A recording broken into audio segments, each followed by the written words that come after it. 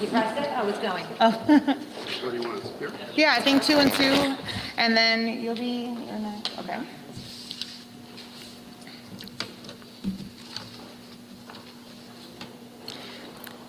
Good afternoon. My name is Representative Deborah Tendridge. I represent District 89 in Palm Beach County. Today, I am both excited and proud to stand here and announce that I'm pushing forward a bill alongside Senator Tom Wright and Representative Gonzalez-Pittman. This bill calls for the great state of Florida to put the health of Floridians first by creating more transparency in our food supply. I'm introducing House Bill 641 that will require warning labels to be placed on the front of food and drink packages that contain synthetic dyes. These dyes are everywhere. They are used to make products look brighter, more colorful, and more appealing. But the truth is, they serve no real purpose other than to make food look pretty. What's worse is that these synthetic dyes come with a dangerous cost. Research has shown that they can lead to serious health problems like hyperactivity in children, allergic reactions, which lead to higher healthcare costs, and over-medicating our children. To bring this closer to home, let's talk about the children in Florida. The Florida Department of Health shows that about 13.6% of children ages 3 to 17 in Florida have been diagnosed with either ADD or ADHD. That's 3.1% higher than the national average of 10.5%. 3.1% may sound like a small number, but that equates to over 130,000 additional children diagnosed just here in the state of Florida. Now, this cause is incredibly personal to me. Like so many others, my daughter and I went through a health journey that changed our lives. It wasn't easy, but it was necessary.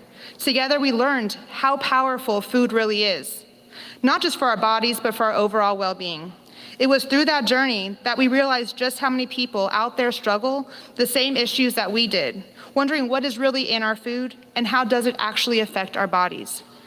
That realization inspired me to take action. And that also led me to launch a nonprofit focused on creating healthier communities. We provide healthy groceries and fresh produce, and in fact, we only distribute foods that are free from synthetic dyes and other harmful ingredients that can cause harm to our neighbors. Now, as a state representative, I can help join Florida to join the rest of the country in taking control of our food supply. These dyes are in so many products beyond just candy, soda, and cereals. They are in sports drinks, yogurts, pickles, fruit snacks, and even salad dressings. Many have cartoon characters on their packaging to attract children, and yet most consumers have no idea these ingredients are in their food.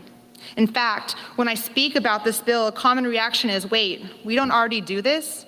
Wow, I guess not. Thank you so much for this bill. Not to mention, countless parents have come to me with success stories of their children's behavior once these ingredients were moved from their diets. But here's what really strikes me. The same products we see here in the US stores are made with different ingredients in other countries. Other countries have either banned these ingredients or added warning labels to food packaging containing these ingredients. They have recognized the dangers and have chosen to protect their citizens. And now Florida, we have the opportunity to do the same. It's time that we take the health of Floridians seriously. We cannot afford to keep ignoring the truth about what is in our food. In fact, this bill is bigger than just putting labels on packages. It's about raising awareness, making our food system more transparent, and making sure that consumer protections and public health comes first. I'm hopeful that the manufacturers will join us and start replacing these harmful dyes with healthier alternatives. But if not, at least warn us that they're in their foods. I feel like this is a David versus Goliath bill. Many of my colleagues in the House have even been lobbied by these large manufacturers to oppose this bill. But I'm standing strong, and I want to thank my bipartisan colleagues who are standing with me to fight for Florida's health. Thank you, Senator Wright and Representative Gonzalez-Pittman, along with Representative Campbell, Chamberlain, Cross, Rosenwald, Stark, Valdez, Weinberger, and Woodson for co-sponsoring this bill. Our main priority is that Floridians have the information that they need to stay informed and make choices, better choices for themselves and their families. The bottom line is, I helped my community with healthier food options that were free from dyes, and now I have the opportunity to affect and help all of Florida. Together, we can create healthier communities, create more transparency in our food supply, and fight for better health outcomes for our children and our families. We can put our health first because we deserve to. So, I have an action item for everyone. In order to help move this bill forward, please contact your state representatives and your state senators and tell them to vote yes on HB 641, requiring transparency on our food labels, creating more consumer protections, and most importantly, protect our children and our future. The time to act is now. Thank you so much. And now, I want to introduce our next speaker, Representative Lindsay Cross from District 60. Thank you, Representative Tendrich. I'm so appreciative of you bringing forward this great bill, and I'm proud to be a co-sponsor of HB 641 as well as a sponsor of HB 595 related to chemical additives in food. And let's just be real. It's time that we cleaned up our food system here in Florida.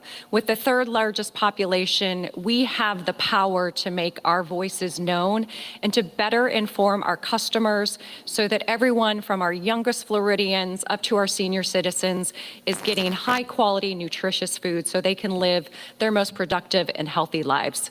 Making sure that consumers are warned of the danger of some of these synthetic dyes is the first step in cleaning up our food systems and making sure that we are not creating adverse health effects in our Floridians. We're starting to see leadership at the federal level, but we can't wait for the federal government to take all these steps. And that's why it's incumbent on us as the Florida legislature to start this process and enact some of these good bills. So I appreciate Representative Tendrich bringing us together and some of the speakers that you'll hear from.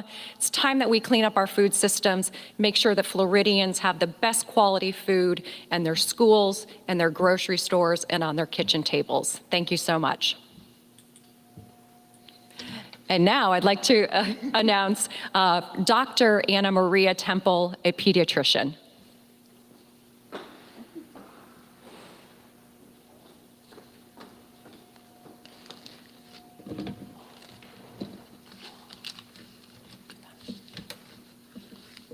It's ready, guys. I gotta get my props all set up. They got bent in the plane. It's fine. We're good. All right. Thank you. Yeah.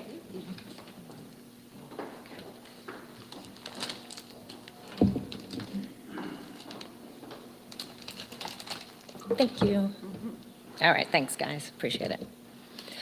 Hi, my name is Dr. Anna Maria Temple, and I am a pediatrician. I practice holistic pediatrics and integrative medicine.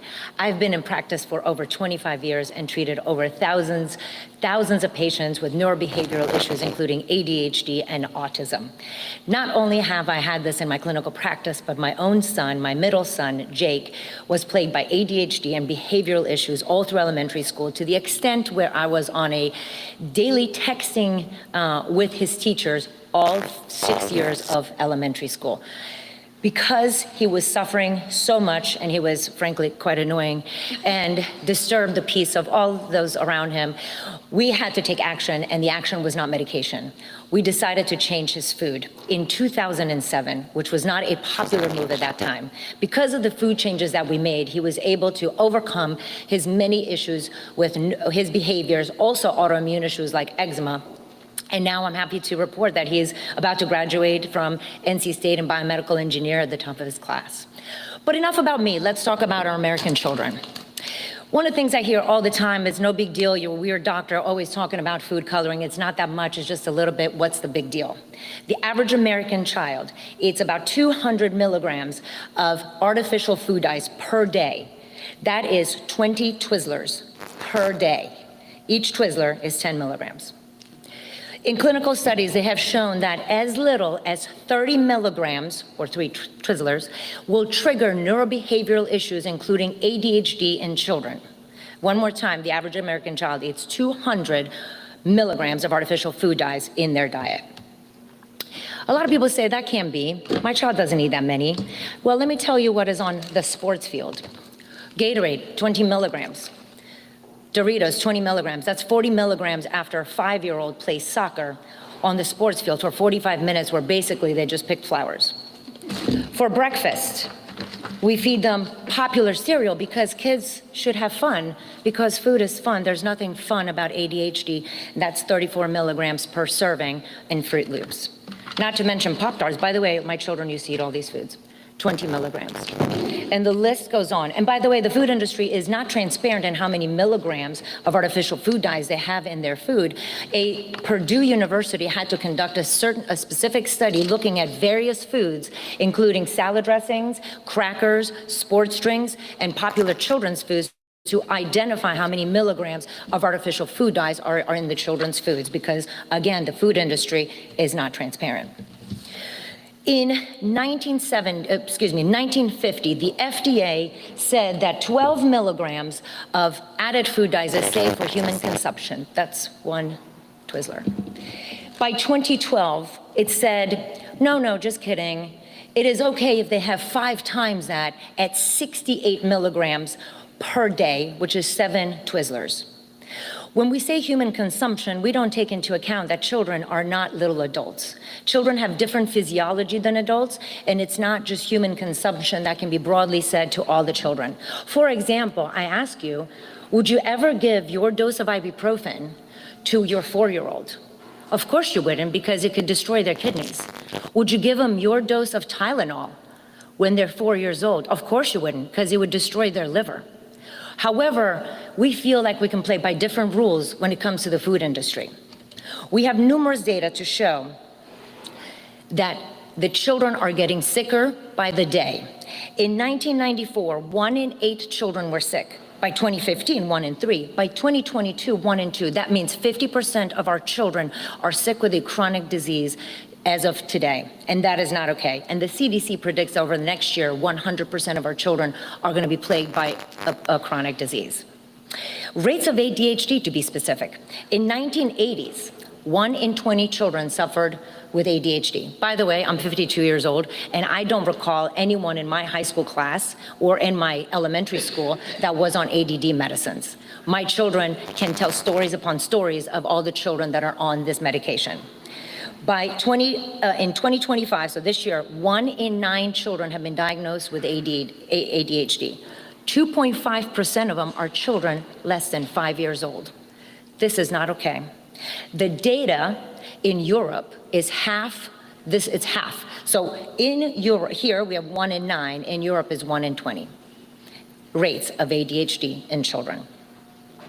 Our rates of mental health disorders, 1 in 5. The rates of suicide in teens is the highest it's ever been. The rates of anxiety in teenagers, it's the highest that it's ever been. And we say, it's genetics. Is it? A study done by the California Environmental Protection Agency looked at 25 studies that tried to look at artificial food dyes and children's neurobehavioral outcomes, including ADHD. They found 64% of the studies showed an association between those and abnormal behavior. Animal toxicology reports showed the same association. To be specific, they showed issues with memory, learning, changes in neurotransmitters, and microscopic changes in brain structure. Children are not small adults. They have different detoxification pathways that have not matured. The brain is continuously growing, and they cannot tolerate chemicals added to their little bodies. A lot of people also say, it's a big deal. We're just putting a label on a product.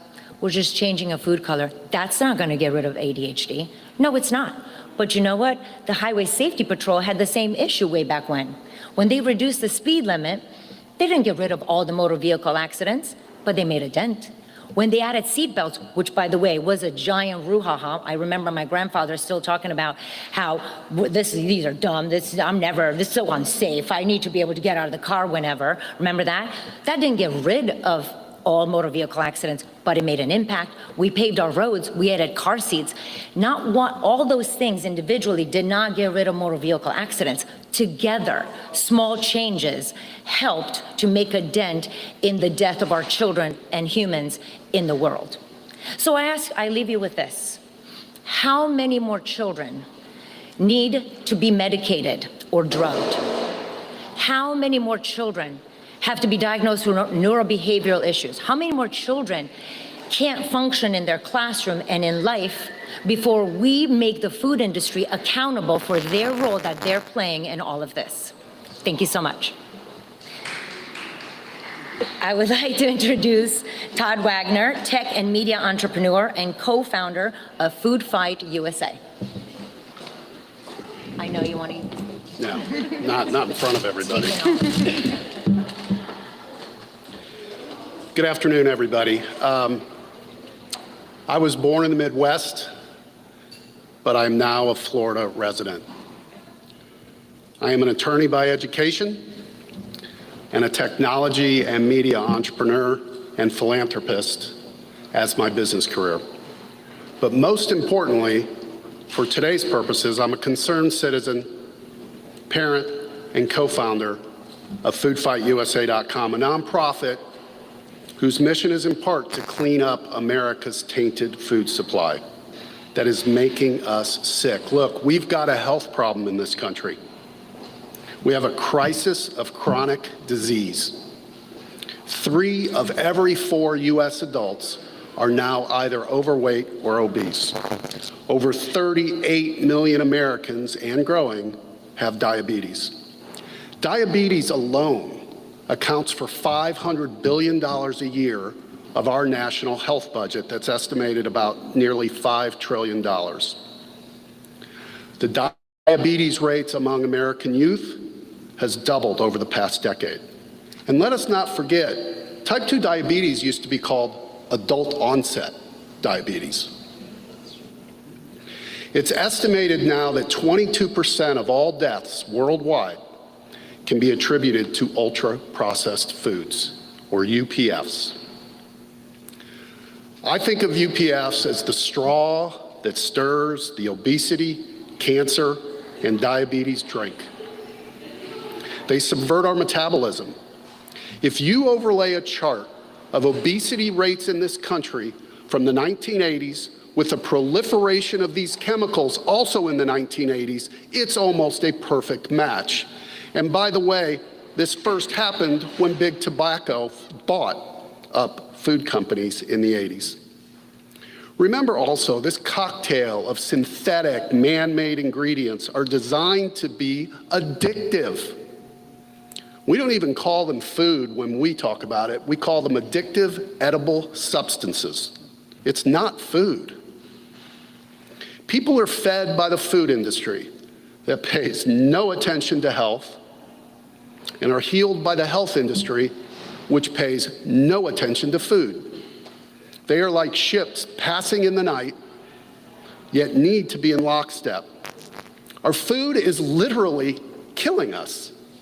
But it's a slow, tortured death that first robs you of your health. I'm sure you've heard the word health span. And then eventually shortens your lifespan, which is, by the way, shorter now than it's ever been in our history. It's not you, it's the food. At Food Fight USA, a key part of our mission is to get state and federal legislation passed to stop self-regulation by food companies and to empower consumers to make more informed food choices. These bills announced today would accomplish both of those things.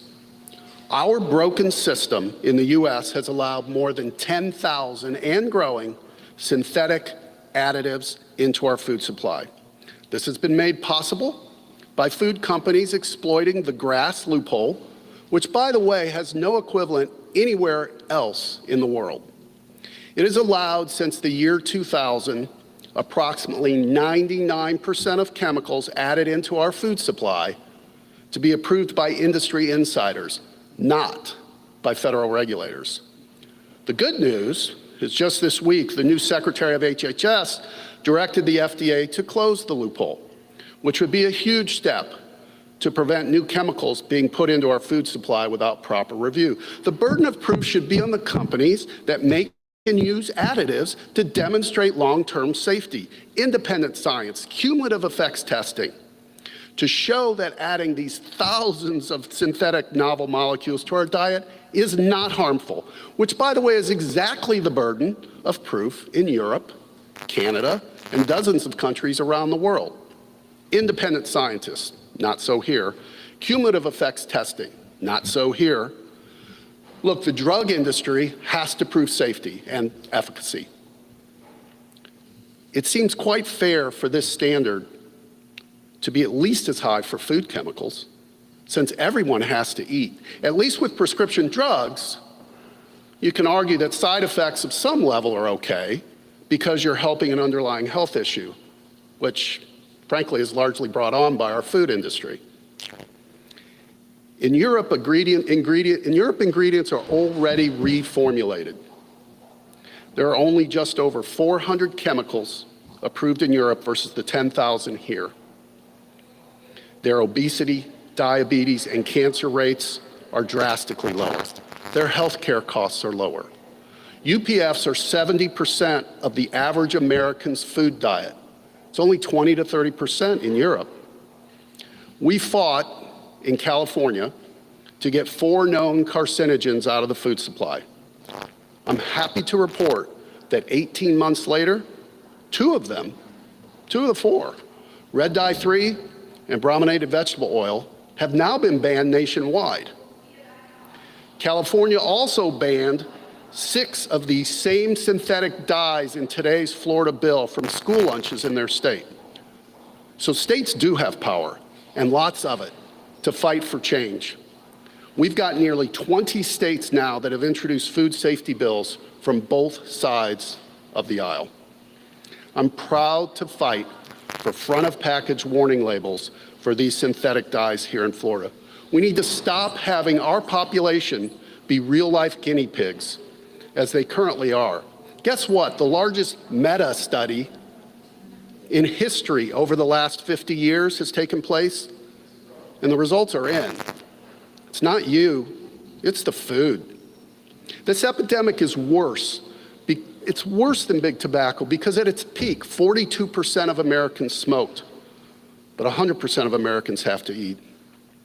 This is a first step in a very long fight to get the worst offenders either off the streets or put front-of-package warning labels similar to cigarettes, so at least consumers are making more informed choices. We have to start somewhere in Florida.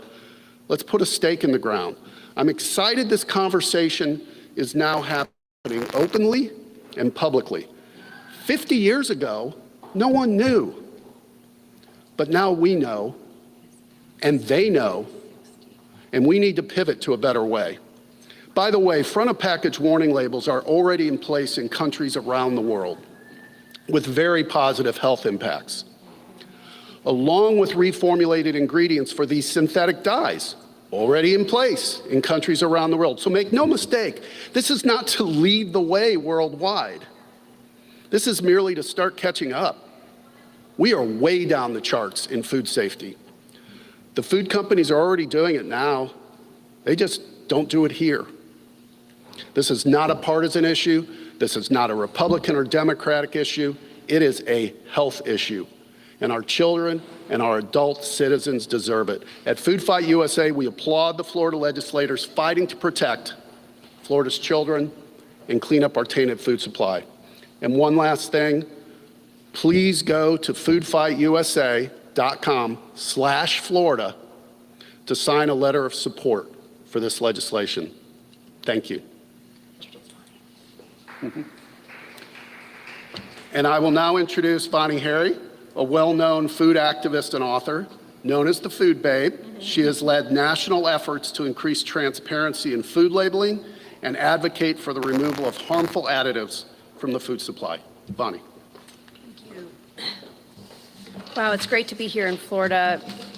Florida is near and dear to my heart. It's where I came every summer to visit my grandmother.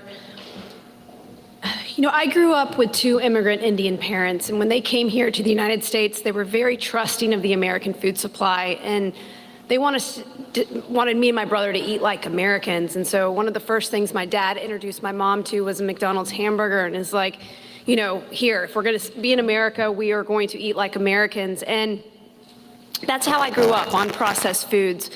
But as a result, I had just about every health issue under the sun, or at least it felt like it at the time. And when I went to the doctor's offices, they never asked me what I was eating. And it wasn't until my early 20s where I hit rock bottom that I started to look at the food that I was eating, and I couldn't believe what had been done to it. The amount of chemicals that have been added into our food in the last 50 years is not only shocking, but it's downright criminal. Over the last 50 years, there's been countless additives added to our food supply, over 10,000, as Todd just mentioned. And those additives are not to improve our health. They're not there for a nutritional purpose. They're actually there to improve the bottom line of the food industry. And the worst part, the food additives that we're talking about today are aesthetic. Therefore, a reason to make someone more drawn to that food, to buy that food, to eat more of that food. When a focus group was conducted for cereals, when Trix was trying to remove artificial food dyes several years ago, the kids were gravitated towards the brighter colors and they ate more of that product. When we look at the statistics of today, when 38% of preteens are pre-diabetic when it used to be 0, it's downright criminal what's been done to our food supply. When we look at the statistics that 7 million children are being diagnosed with ADHD, and in Florida, 65% of those that are diagnosed are on some type of medication, it's criminal. And this is the time where we have to expose what's been done to the food industry and hold them accountable. And I'm so excited to be here today to support this bill, because when I went through my health journey, one of the first things I removed from my diet was artificial food dyes. I used to have eczema all over my face, my skin, every crease of my body. I had asthma. All of a sudden, when I removed artificial food dyes from my diet, that disappeared. I went off my 3 medications just to control those ailments. I want to see that for other children. I want to see that for other Americans. And when I started to research what had been done to our food supply, I started to compare American products to the same products they sell in other countries. And there were startling differences. I brought some examples here today. Doritos in the US contain red 40, yellow 5, and yellow 6. In Australia, they don't. The Indian version of Fruit Loops, as well as the Canadian, Australian, European version of Fruit Loops, don't contain red 40, yellow 5, blue 1, yellow 6, but they use beetroot and paprika extract and other vegetable juices and fruit juices to color their Fruit Loops. Fanta, here in the United States, has yellow number 6 and red 40, but in the UK, they're using real orange juice concentrate. In the US version of Skittles, there's 10 different artificial food dyes, including titanium dioxide that was just banned in Europe because it causes DNA damage. Gatorade, here in the United States, has red 40 and caramel color level 4 linked to cancer.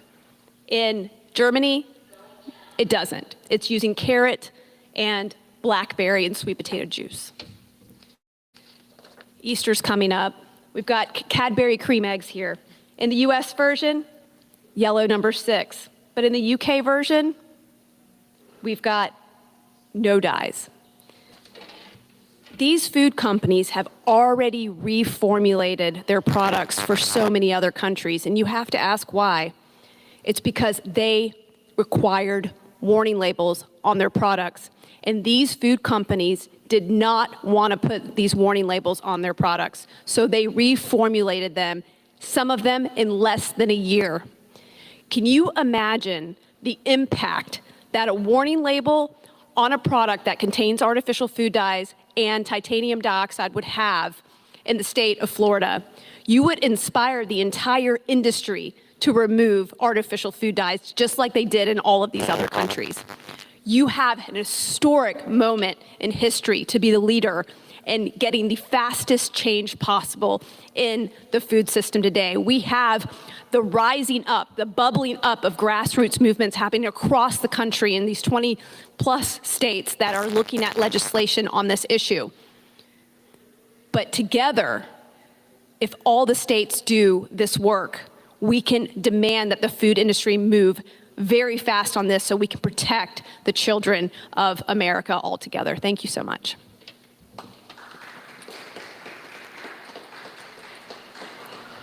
I want to thank everyone for coming, but I do want to, before we close, just let you know, one of the biggest arguments that I've heard from the lobbyists opposing this bill is that the food dyes are customer preference. And I just want to say a quick story. Through my nonprofit, I worked with a youth organization, and I brought a healthy buffet for them on request from the director.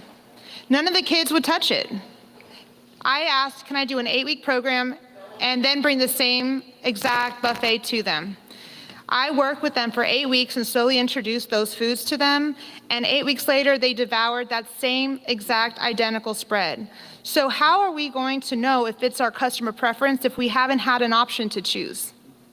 I would like to also bring up an incident that actually happened in Palm Beach County at Dreyfus, which is a school in Palm Beach County. A student there was given gum from the teacher, part of a curriculum science experiment. The gum had little tiny specks of red that were so tiny and really not obvious. And who reads labels on a pack of gum? This student went into anaphylactic shock because she chewed that piece of gum. And a warning label on there would have also potentially stopped that from happening because the allergy was in her student file and it was a known allergen. Kids are really being hurt by this. They're being over-medicated for this, and we need to step forward, which is why I just want to thank everyone for showing up. I want to thank Representative Lindsey Cross, and we have been joined by Senator Jonathan Martin. Thank you so much for coming. He also has, in collaboration with Representative Cross, another food bill. He's sponsoring Senate Bill 560. Is that it? And so, I'm sorry? 656. And so as you can see, there's multiple members in this legislature that are trying to take control of our Floridians' health. Please contact your state representatives. Please contact your state senators and tell them to vote up on House Bill 641 and make sure that we do take control of our food supply in the state of Florida. Thank you.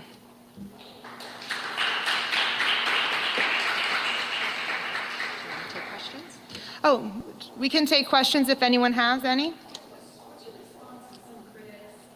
Claiming that this should be a federal issue, particularly because it can affect small businesses trying to ship between states?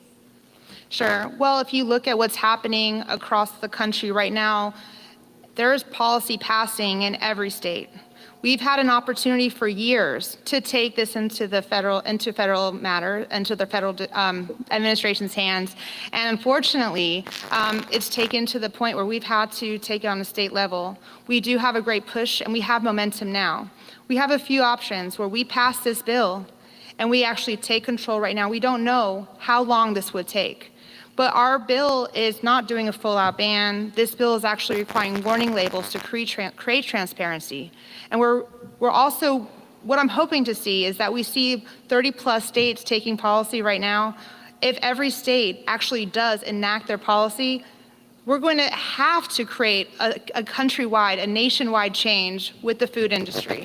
And this would actually push us in the right direction a lot faster and protect the entire United States of America children and their families. Oh, yes, please. Is that okay? Here, come stand by the mic. Let me just make a comment about the FDA. So the FDA, that anybody's been exposed to it for